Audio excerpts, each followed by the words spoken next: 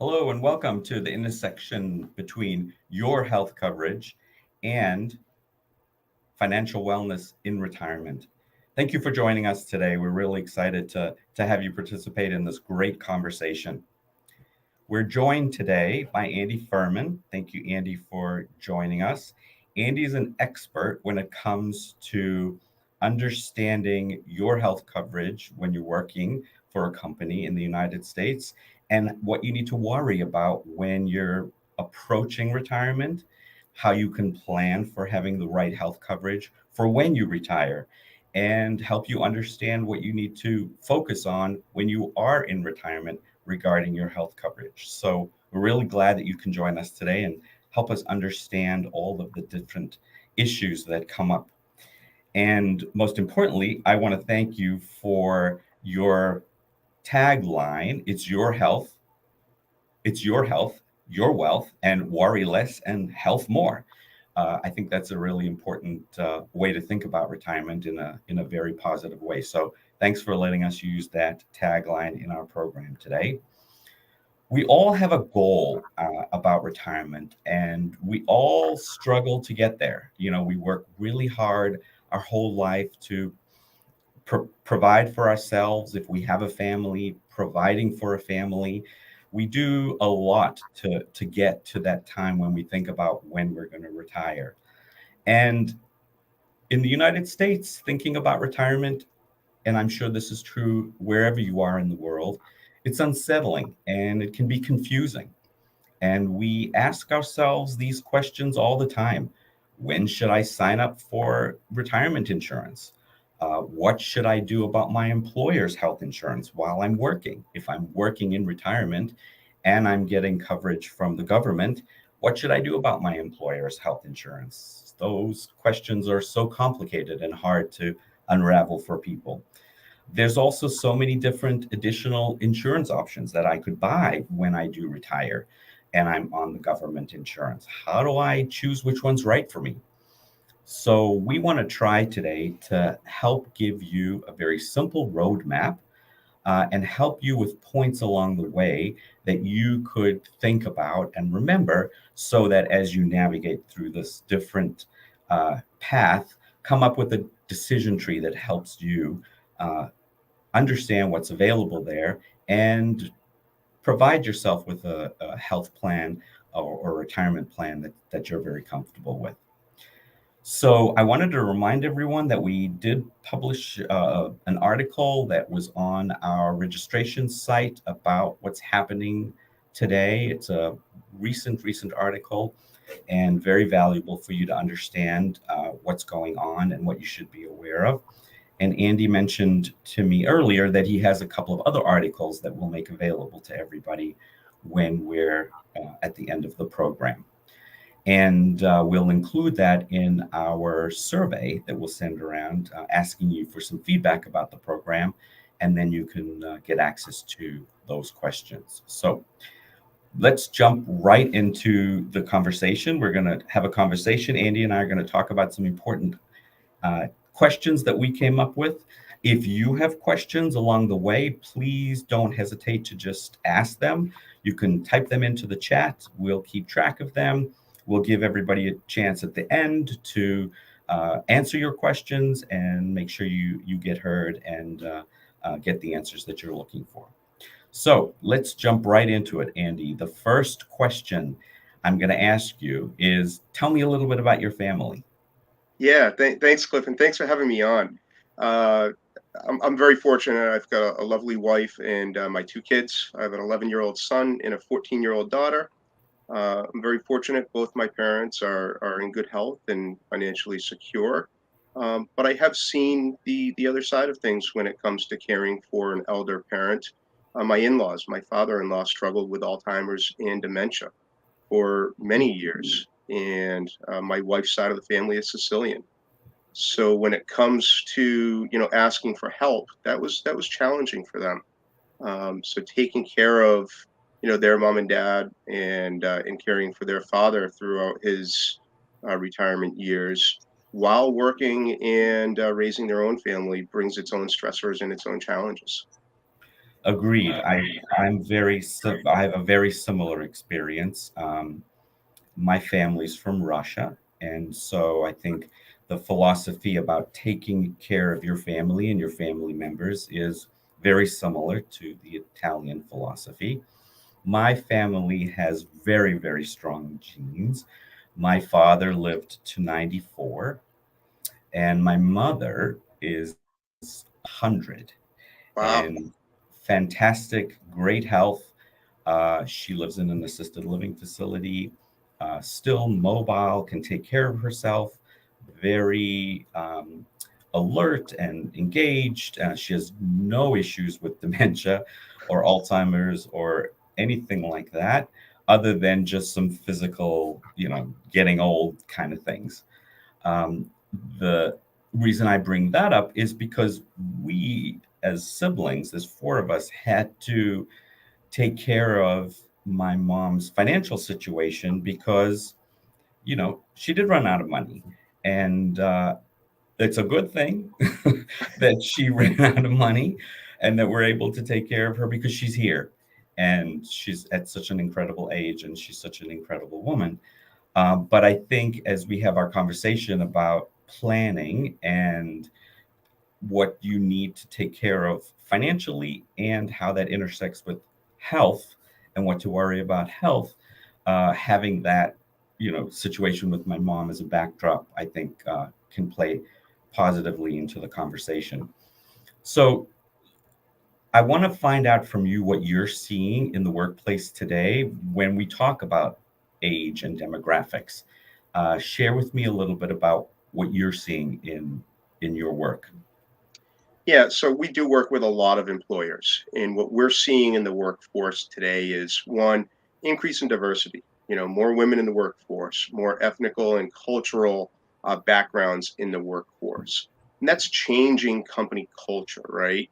There are things that need to be addressed with that. Yes, We're definitely. also we're also seeing, and we're going to talk more about this throughout this program, I think, but an aging workforce. As people live longer, as life expectancy continues to increase, we are seeing people work longer and retiring later.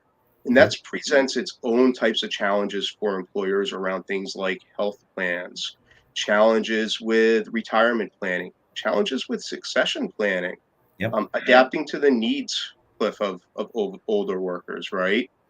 And then another topic that I don't think gets enough discussion in the workforce, we have four generations working right now. We, Yes. right? And each generation has Absolutely. its own unique aspects. Whether it's the baby boomers, Gen X, millennials, Gen Z, each generation has a different work style, a different work ethic.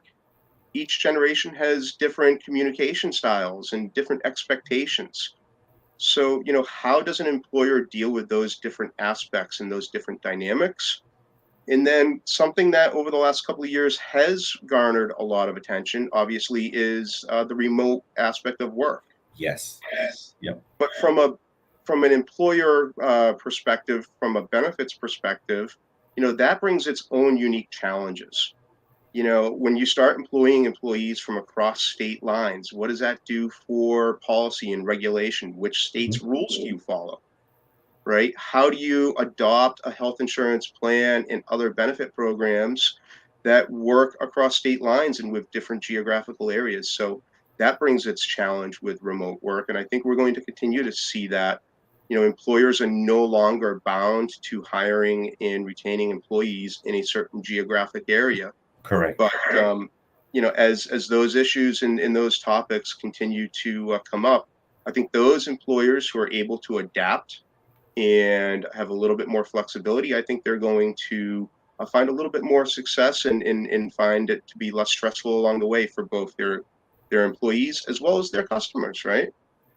And I think what's also interesting and what will be helpful for this change in the workforce today is as a individual works later and continues to work beyond retirement age, having that flexibility to still enjoy working in retirement and receiving their health benefits through their employer or receiving their health benefits through the government. I think being able to go wherever you want also gives them additional flexibility. So I think that's another big change in the demographics as well. Yeah, Uh, that's actually a big topic, right? Because consumer behavior has changed, yes, and health insurance is one of the most personal things to us outside of our paycheck, right? So employees want a choice and they want some control over that. Unfortunately, part of that has meant over the last 15 to 20 years, the health insurance and your health coverage has moved from an employer sponsored event to more of an employee responsibility, right? absolutely. I definitely think that's a big shift. So when you see and work with individuals at employers, and you see people working later into their retirement years, what are some of the things that people talk to you about and have concerns about when they think about retirement and financial well-being, and financial wellness? What are you hearing? Yeah, when folks approach retirement, their two biggest concerns are one, what is my health insurance? What does my health coverage look like? Mhm. And two, am I going to outlive my retirement savings? Am I going to run out of money in retirement? And I think that is one aspect as to why are folks working longer into retirement is because of some financial insecurity. But in addition to that, I also find folks are working longer into retirement because that age demographic views the workplace and work quite a bit differently than maybe the millennials and Gen Z. You know, for the baby boomers, work is a social aspect, right? That's a big That's right. part of their community. So many folks, approaching retirement age, they continue to work not just out of financial insecurity, but from a desire to remain active and engaged. And I think that's an interesting aspect for an employer to, how do we continue to create that culture and foster that with all the other things that we've talked about, remote work and the changing demographics of the workplace?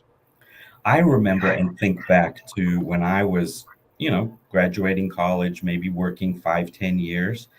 My friends, my closest friends, were the people that I worked with. Yeah, We would that was hang your out support network. together. They were my support network. Exactly. We would hang out together. We would go out together. We would socialize together on the weekend. I think you bring up a very, very important point, especially with post COVID and so many people working from home. The social engagement is very, very limited now when you're socially engaging with your your other coworkers. So that is a very interesting comment that you make about the older generations wanting to have that kind of connection with the people that they work with, and continuing that as they get older. So, yeah, that's a very, very interesting observation in terms of what you're seeing with individuals in the workplace today. So, I want to ask you this question. This is for the audience, and this is really important for them to feel like they can take away something today, and remember today about the intersection between health coverage and financial wellness in retirement. What is something you can give to them to take away that they can remember, and for regardless of the generation that they're in, what can they always hold on to help them stay navigated and focused on achieving good financial wellness in retirement? Yeah, yeah, great question. And at the risk of sounding like a repetitive record for what some people may have heard, I think it's planning, right? Regardless of which stage you're in, retirement planning historically has been just accumulating assets, just saving as much as you can in your retirement planning, in your retirement account. And I think we are changing from a socioeconomic perspective where the sooner you can start looking at your decumulation, your distribution phase of retirement, the better you're going to be. And Cliff, the analogy I like to use is retirement planning is like climbing a mountain. If you're going to go out and climb a mountain, you do a lot of planning in advance on, how are you going to get up? What are you going to do, in the days leading up? Where are you going to park? What trail are you going to take? When you get to the top of the mountain, now you need to get back down. Hmm. Well, I look at retirement planning as very similar as climbing a mountain. The earlier you are in your work life, you're climbing up that mountain. And the day you retire is the day you hit the summit, the day you get to the top. Yes. And now you need to get back down. So financial wellness means different things to different people. And whatever it means to you, it's important that you have the ability and the plan to achieve that. And you can only do that if you've planned in advance. So, you know, with folks that, their concern is outliving their money or running out of money in retirement, the sooner you can have some plans in place for the distribution, whether that's a lifetime stream of guaranteed income, a component, thinking about future tax rates, Hmm. understanding that stuff now is of vital importance for your journey down the mountain, for your journey as you go through your retirement life. Because I mentioned, when we talked about folks working longer into their retirement years, one of the reasons is for financial insecurity. It's one thing to continue working into your retirement years because you want that social connection. Sure. It's a completely different aspect if you're doing so for financial reasons because of insecurities or concerns about that. So I think it's really important to plan for that and to understand the decisions you make leading up to your retirement day can affect for a long time, whether it's your health coverage, your financial well-being, other aspects of your retirement picture. It comes back to the proper planning and doing that at a point of time that gives you the options to make decisions tomorrow based off of things you've done today. And I'll bring in my example of my personal example about my parents. They were planners and they saved a lot for retirement, thinking that, yes, I'm going to need this, I'm going to retire, and I'm going to feel very comfortable. And they were. They had financial wellness in retirement. But I think what they didn't know, because their family, their parents on both sides passed away early, they didn't know that they had really strong genes. And so my father, living to 94, uh, was super healthy until he passed away. And my mom, being at 100 now, she's super healthy. And they planned to have money for a good amount of time in their retirement years, but they didn't have enough. And so, even though you are giving people good advice to say, all right, let's plan and have a good plan, and let that be the takeaway from today. Sometimes it doesn't always work out. But I think in the long term, and my reason for explaining the story is that you you ascend the mountain, like you said, all those years, and it's about 25, 30 years, 35 years, depending on when you started working. And then you are at the summit, and now you're going down the mountain. I think as people are living longer, you've got to pretty much plan for that amount of time. In my parents' case, it was close to 20, 30 years that they had to plan for after they retired, because people are living so much longer. So I think planning has a really important meaning in terms of planning for how long. How long are you going to need that money for, and how long are you going to need to be healthy for? So good, good analogy there about the mountain. I am close to being at the summit. I share that with my looks and my beard, but yeah. So I've got a good about 6 years to go, and so in my case, I'm going to be one of those people who is always working and who is always doing something, whatever it is, whether it be the same thing I'm doing now or not. I'm planning to do this for forever, and but you never know. So I think the summit analogy is great to get there at 65 and plan. You And can then climb 2 mountains, Cliff. I guess I could. I guess. Yeah, and then I retire at 100, right? Only if that's what you desire, right? And I think that's the important distinction. Yeah. If How you're many? working later into retirement because you want to, that's drastically different than if you have to, right? Yes, exactly. In my case, that's I want to. Yeah. That's just been, and it was my father's work ethic as well. Um, I tell the story about my wife's grandfather. He was also alive for a very long time while we were married, and he got cancer and worked all the way through cancer. And he went into the hospital probably about 2 months before he passed away, and he was working in the hospital. He he owned real estate, and he's in the hospital and he's talking to his assistants who are still dealing with the real estate and managing the real estate properties, but he's working in the hospital till the day we say Yeah. he worked in the hospital till the day he died. He That was just his work ethic. So yes, you're right. You can climb 2 mountains. I've never thought of it that way. I like that. So we've talked about financial wellness, meaning planning to make sure you have enough money. But there is a great intersection between having enough money and having the right health coverage. And why that's important and why we chose to have that topic today is because health coverage costs a lot of money. And historically, Medicare, provided by the government, was put in place to provide an option for people to have health coverage when they retired.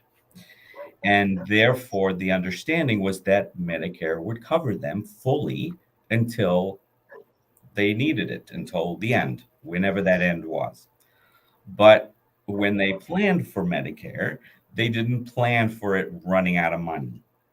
And that has been slowly happening. I don't know what that date was when Medicare shifted and started asking people to pay for some of their Medicare benefits.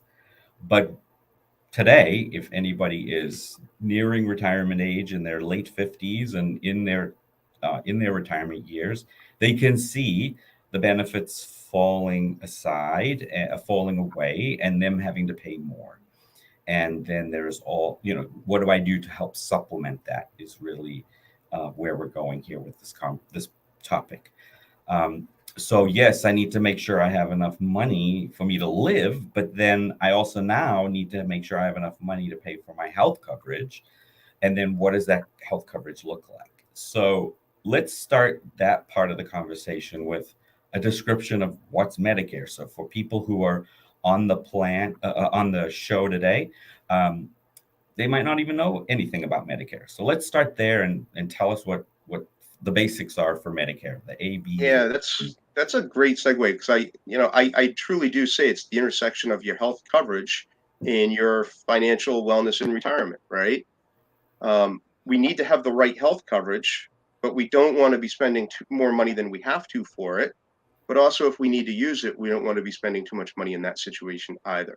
right. So, when we talk about, how Medicare has developed over the years, one of the things that came to my mind when you were talking, Cliff, is not just life expectancy, but why with the help with the life expectancy and where we've come from an innovative perspective from healthcare coverage and procedures and what we can do. And what does that mean for your rising costs? But to talk specifically about what Medicare specifically is a federal health insurance program for those who are 65 years of age or older, or those who have certain disabilities or end stage renal failure, kidney disease. That's very specifically what Medicare is. Now, when we start talking about Medicare, a lot of terms get thrown out there. And, I'm an insurance nerd, particularly when it comes to the health space. So this stuff comes very natural and easy to me. I do a lot of reading and a lot of research on it and have a lot of conversations with folks. And, I say in the majority of situations, Medicare is not confusing or complicated. And then I come across a confusing and complicated case. But what I think for the general person, for the average person, what makes Medicare confusing and complicated is the amount of information that is out there. And as human beings, it goes back to the prehistoric times, the way our brains are made up, the fight or flee concept. When we are inundated with that amount of information and information overload, that becomes stressful to us and we just turn off. And I Yep. think that's where a lot of the complications and confusion comes when it comes to healthcare coverage into retirement. I think that's absolutely correct. There's a lot of overload and there's a lot of marketing that people over 65 are marketed to about health coverage and not knowing where to start. So we do a lot of work with employers in helping them understand their health coverage that they provide to the employees. And the biggest question I usually get is, well, what's the difference between the health coverage I get at my employer and the health coverage that I get from Medicare? And I usually start off by saying, right now, you have a health plan and everything's all nicely wrapped up into one little bundle. You need to go get a colonoscopy, you go to your health plan to get the colonoscopy. You need prescriptions, you go to your health plan to pay for the prescriptions. You need to go see a specialist for your kidneys, you go to your health plan to see a specialist. In Medicare, you got to think of the health plan being chopped up into three parts. The first part is anytime you're in the hospital, one part is going to pay for that. And we call that, Part Andy, A. Part A. And then if I need to go see a doctor or a doctor in the hospital, there's another part that pays for that type of insurance. And that part is called. That's where you start getting into Part B. Exactly. And then, of course, the government was wonderful in parsing out how they parted everything. If I need a prescription, what's that part, Andy? Part D, your Oh, prescription drug okay. coverage. Prescription drug coverage, right. But then, oh, wait, Medicare's not paying for everything, and I want to get something else to pay for the things that Medicare is not paying for. What's that called, We're Andy? going to go backwards and go to Part C, Cliff. Exactly. So we have a lot of alphabet letters here, and they all mean something different. And that, I Yeah. think, adds to the confusion. Yeah, I saw a stat yesterday. So when we talk about Medicare's Part A and Part B, that's commonly referred to as original Medicare. And something like 40+% of people on Medicare are only on original Medicare. Hmm. Now, why is that something that I talk about? Well, when we talk about Part A covers your hospitalizations. And we don't have enough time to get into all of the details on this, but suffice to say that with some exceptions, pretty much every time you're hospitalized, you're going to pay a deductible. It's not an annual deductible, it's per what they call benefit period. And currently for 2023, it's $1,600. So if you're hospitalized, you're walking out with a $1,600 deductible.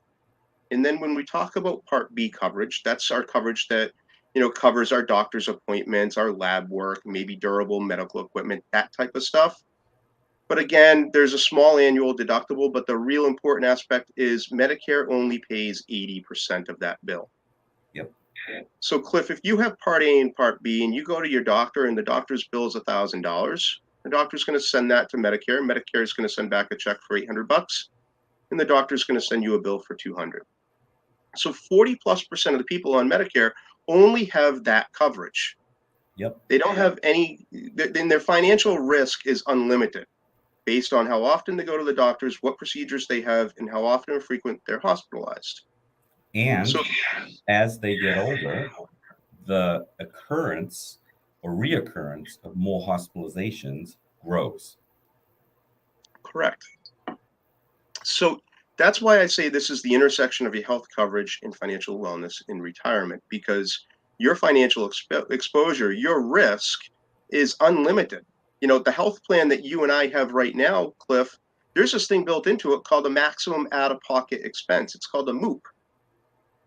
Based off of your deductibles and copays, once you reach that ceiling, man, your health insurance is covering all of it. That doesn't work the same with Medicare. Yes. So, and you still don't have any prescription drug coverage. You don't have any dental. I see you're wearing glasses. You don't have any vision coverage, right? So Yep. there's gaps in that coverage. And there's two ways that you can cover those gaps. The first way that you can cover your Part A deductible and your Part B deductible and co-insurance, and there's a couple of different variances in here. But the first way is through what's called a supplemental plan or Medigap. And depending on the type of plan, your Medigap plan will cover the Part A deductible, the Part B deductible, depending on your eligibility, and then the 20%. So that's really important for people to know that there's unlimited financial risk if all they have is Part A and Part B. Yeah, and I think the terminology gets very confusing. I just try to always break it down very simply for employees in that anything that you need to get to pay for that additional risk is supplemental.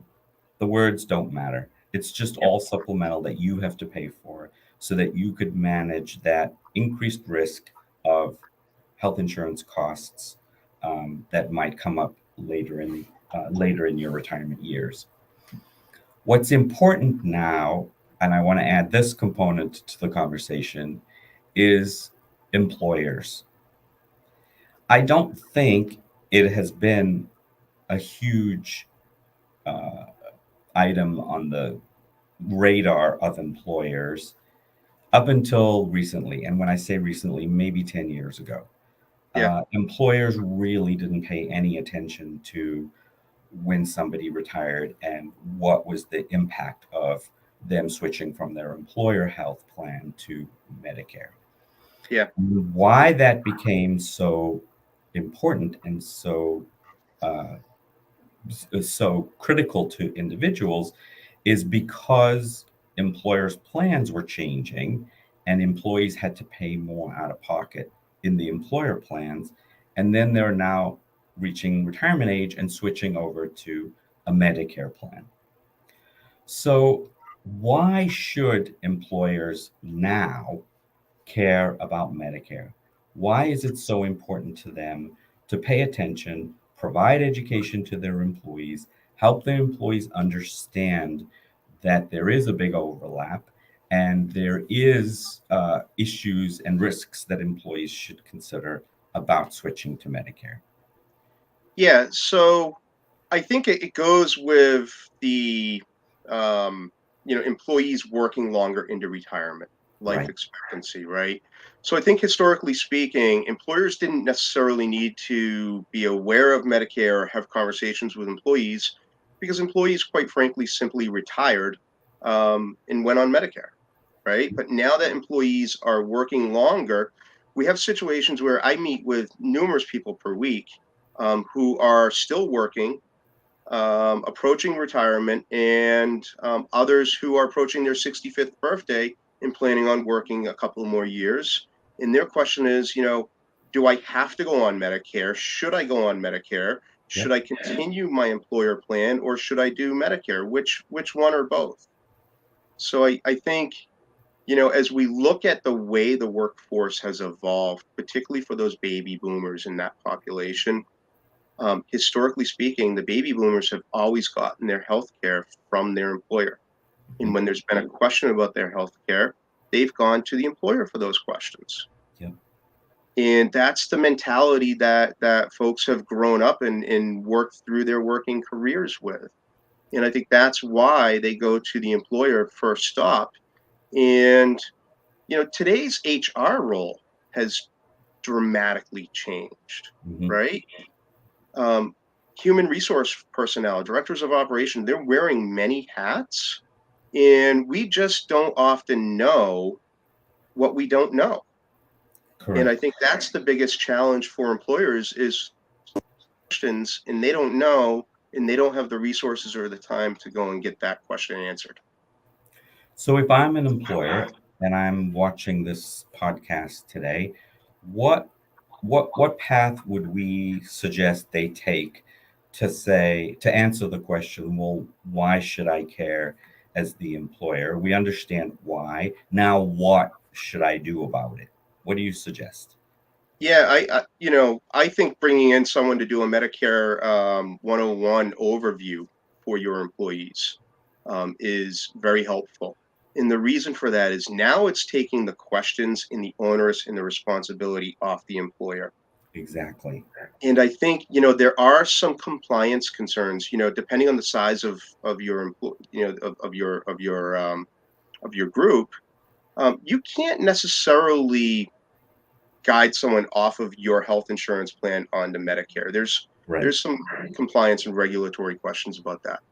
But if we're educating employees and if we're comparing and contrasting one plan to another, particularly if you're bringing someone in from the outside, you're now educating and providing that resource and that tool to the employer where you're protecting yourself. You're also providing an extremely valuable resource to your employee group, and you don't have to go out and get educated yourself on another topic. In frankly, one where regulations may change on a regular basis. Right. But I also think maybe, and correct me if I'm wrong, some of the reluctance of employers to provide this education is that maybe they have felt that they need to be the experts in order to educate people to understand the transition from employer-based healthcare to retirement-based healthcare, and they don't. That's what my experience has been. That there is a lot of resources out there that the government even provides. Medicare has great resources Yeah, to Medicare.gov is a phenomenal resource. Um, the tell me a challenge little bit more about that. So on Medicare.gov, where you can go on Medicare.gov and every single question you have about Medicare is there.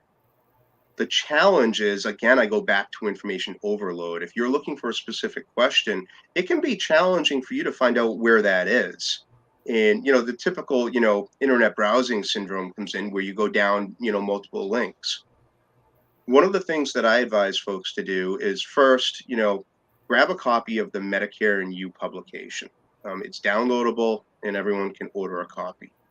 Now, we're not going to read that like a novel, right? That's a resource, it's an encyclopedia, right? You find the topic and you go and you look it up. But also, if there's a particular question about a topic, there may be reference guides that are 2 or 3 pages long that just hit the highlights of that specific topic. Mhm. I think that can be a very quick and reliable resource. And once you get to where the publications are, you can do a very good and quick, concise search for that topic. And the resource there for a government entity is very, very well thought out and extremely valuable. How do you find the either the chat option or the speaking to a representative at Medicare to answer some of your questions? The chat option is phenomenal. I use it all the time. If one of my beneficiaries, one of my clients has a question, or if I come across a topic that I'm not familiar with, I use the chat topic. Um, you get great information. They send you the material that you need right away. Um, what I find when calling, and this is true, I think, with any call center type atmosphere, um, they are very good. I recommend calling first thing in the morning because the later we get into the day, the longer you might wait. Right. Okay. And it's like anything else. If you're struggling to get the answer that you think you need, or the person's not getting you, hang up and call back to talk to somebody else. Right. And do that before you get frustrated. As a resource, they are phenomenal and they inherently work there because they want to help us. Right. Right. I have had similar experiences helping my parents, and yes, I've had great experiences calling there. So shifting back to the conversation as for the employer. So if we're saying, okay, employer, let's debunk the expectation or the thought that I don't have to be the expert to help educate employees about Medicare. I really just need, sorry, I need, it's not my responsibility. I can bring in the experts to help them. What else should they be aware of besides the education? And let's just take this a little bit a little bit lower in in knowledge, I'm 65, but I know I'm going to work till 75. So I'm on my employer's health plan, and I'm also being offered this option to go to Medicare. That is a difficult conversation to have. And I don't think employers want to have that conversation with the employee. So, what do you suggest employers who are listening to the podcast today? How do they handle that kind of situation in their workforce? Yeah, I think making the resources available, right? And I think it comes back to someone who's working into past age 65. Um, as human beings, we're most comfortable with the status quo, right?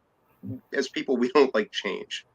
So oftentimes, the employee thinks that the group health insurance plan is just the way to go because it's comfortable. They know it. They like it.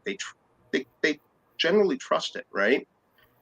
So one of the first considerations that I look at for somebody is what is their income level?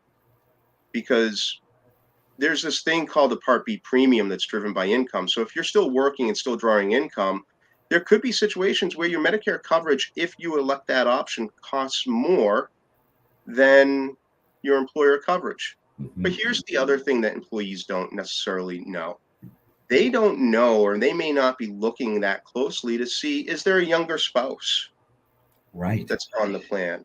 That's another consideration. If I'm 66, 67 years old and I'm working and my spouse is 63, 64, and we get our health coverage through our employer, well, if I jump off the employer plan and get on Medicare, I have a younger spouse that I now need to take into consideration. Yes. Yes.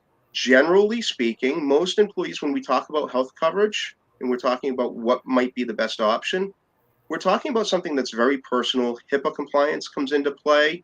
What is people's frequency of healthcare? What type? These are all questions and considerations that come in. Employers are uncomfortable having that conversation. Exactly. And quite frankly, employees don't want to necessarily divulge that personal information to all of their employee coworkers or employers. So I think that's the challenge that employers face is this is a very personal topic Mhm. and there's very personal information that's behind it. And there's things that we may not know as an employer. And I think it's providing the resources, whether it's written material, whether it's, a seminar, whether it's, whatever it is, providing the resources. And I think for the comfort level in the HIPAA compliance and the regulatory, most employers don't want to get into that deep of the weeds with employees. Mhm. So it's figuring out what are the resources that we can give them. The publications from Medicare. The challenge with the publications, if someone's over 65, they're already getting a ton of stuff in the mail. I think you're touching on a really important piece of knowledge for employers is that yes, Medicare is complicated and employers generally want to try and stay away from it. And the answer to that is yes, bring in an expert who is able to answer the questions and educate your population. I think the second important thing I'm hearing you say is that when you get into Medicare, it's very personal. When you're getting into conversations about retirement and financial wellness and Medicare, it is very personal.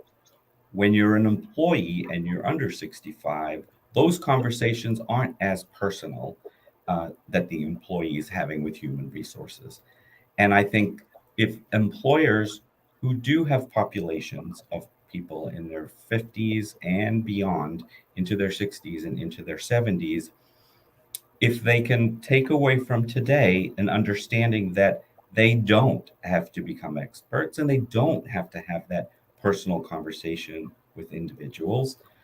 There are lots of people out there like you who speak to people one on one. And I think that's the difference is that in human resources, yes, the responsibility for our population under 65 is that we provide general education to employees, and we, as human resources professionals, answer their questions. When We it enroll. what? Human resource basically, here's the plan and helps you enroll or waive coverage, right? Yep.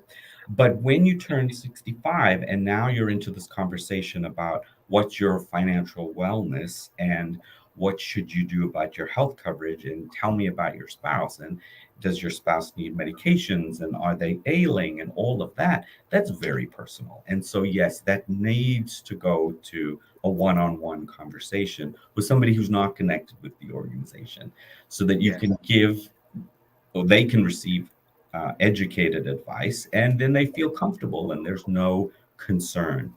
And I think that's a big shift that this is my personal opinion that employers should embrace in this conversation of the intersection of health and financial wellness is that there are so many people today working longer and people are living longer and there are resources out there, the governmental health plan resources that are out there for employees, but it's not their responsibility to be the expert at it. And I think it's important that they are able to bring in experts to people, to their employees, so that their employees can navigate through it. I think that's a message that is coming through loud and clear in what you're saying. Yeah, you made a very good connection there. In the under 65 market, when it comes to health coverage, your health plan is, I can't remember the word you used, almost like one bundle, Right. right? And in the Medicare space, it's fragmented. Yes. Because it's fragmented, you have choices. And the choices that you make are largely dependent upon what your past health history is, what your current health history is, and we do the best that we can. We can't, we don't know what's around the corner when it comes to a critical event or an injury, but we can use your past and current medical history to make a judgment, and you can make changes every year. So under 65, you don't have to have that personal conversation as Right. much as you do in Medicare because you have different choices, and the choices you make affect your finances and affect the coverage that you receive. I agree, and I think what's important is when to start reviewing that. And that's my next question is so what advice do you give people listening, individuals, when should I start thinking about this? When should I start thinking about this intersection? Yeah. Um, when you do is a good time to have a conversation with somebody. But if you haven't thought about it, the time that you should, I think, is about 6 months before your 65th birthday. We can't do anything until 3 months anyway. But if you're past the age of 65 and still working, I'd say 6 to 12 months pre retirement. So if you're 67 and planning on retiring at 68, at that point, that's a good time to start having the conversation and thinking about it. Because the decisions that you make elsewhere in your financial picture may affect Medicare down the road. So it's a good time, 6, 12 months, even in some cases, maybe 24 months. That's a little early, but if you're making big financial moves, there are some considerations to be had there. So certainly, as you're approaching your 65th birthday, even if you're continuing to, planning on continuing to work and stay on your employer plan, have an awareness of what your options are. And then as you approach your thought process for retirement, if you're one of those that's working past 65, I'd say 6 to 12 months out, just have an awareness. Great. Excellent. Well, I'm looking at the time. We're getting close to the hour. So I want to just leave a couple minutes for any questions that might have come up during the podcast that we want to address from the audience. If there are any questions that we want to address while we're preparing those, if there are any, one question I did think of, Andy, while you were speaking, was in terms of preparing and when to have this conversation to just focus it from somebody who's not preparing for retirement. So I'm 67. I'm super healthy. I love what I do, and I want to continue to work for, I don't know, let's just say another 10 years. And I'm 10 years away. What should I be preparing for, or what should I be thinking about now at 67? Yeah, I think sit down with your financial planner, your financial advisor, whoever's helping guide that. And if you're doing it on your own, have an awareness as to what that distribution decumulation phase coming down the mountain looks like, right?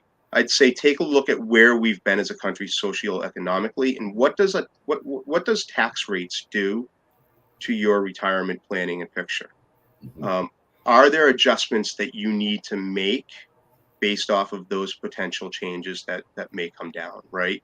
Have that discussion.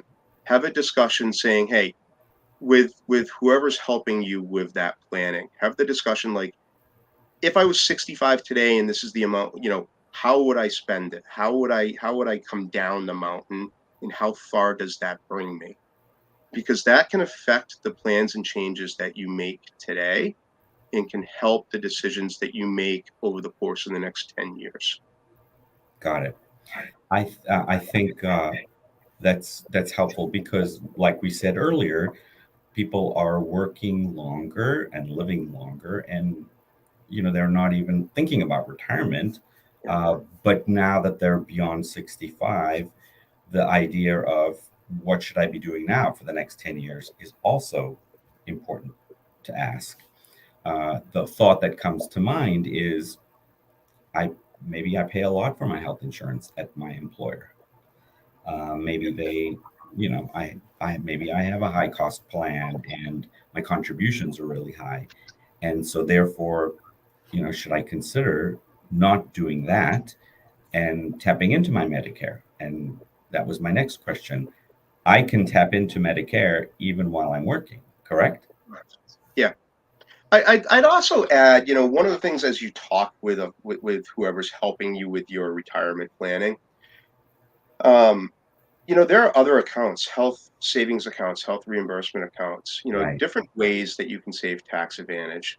Not appropriate for everybody, but there are different options, and it may depend on your health plan whether or not you can participate in them. But I'd say, consider those types of things as well, because there are some tax advantage ways that we can prepare for our care, when we get into our later stages of life. Um, I think something like 73% of the people um, need some type of assisted living or home care. So, Wow. what does that do for our distribution Right. phase? How do you plan for that financially? Yeah. How do you plan for what do you do? So, these are all questions that you should be thinking about as soon as you can. And it's not to say that maybe there's an answer or something you're going to do now, but at least consider it. At least consider what your options are and have the conversation with whomever it is that's helping guide you towards that decision. It's not the old retirement planning picture that we've had the last 30 years of just accumulating the biggest bucket of money, Right. right? It's it's what are the effects? What are the effects of inflation? What are the effects of health costs? you know, they're likely just going to continue to rise, unfortunately, Sure. um, at least in the near term. What is living longer, mean to us? You mentioned your mom's 100 and she's run out of money. I actually think that's fantastic. Wow. Personally, I kind of feel like why take anything that I've worked hard for to the grave unless I want to leave something for my kids, my family as a foundation, a charitable event, right? Um, but the key is if you run out of money at 100, that's okay to me. Yeah. You don't wanna run out of money at 75. Right. If you've got strong genes and you're planning, and Right. there's a good chance you're going to live till 100. That's 25 more years you got to plan for. Yeah. Think about that, Yeah, right? it's a That's lot. half your working life. Exactly. 25 years is half your working life. It is. Well, we've come to the end of our podcast, and I think we had some really good questions to cover today and to provide folks who tuned in to hear why the intersection of health coverage and retirement in financial wealth, sorry, financial wellness in retirement is important. I think we covered some good topics about why employers should pay attention, why you as an individual should pay attention. And so, Andy, thank you very much for your time and participating and giving us such great advice. Really appreciate this. And so thank you all for participating and tuning into our podcast. Just as a reminder, we're going to send around our survey so we can get some feedback from you for those of us who participated. And also, we'll include our articles to share. So, thank you all and have a great rest of the day. Thank you.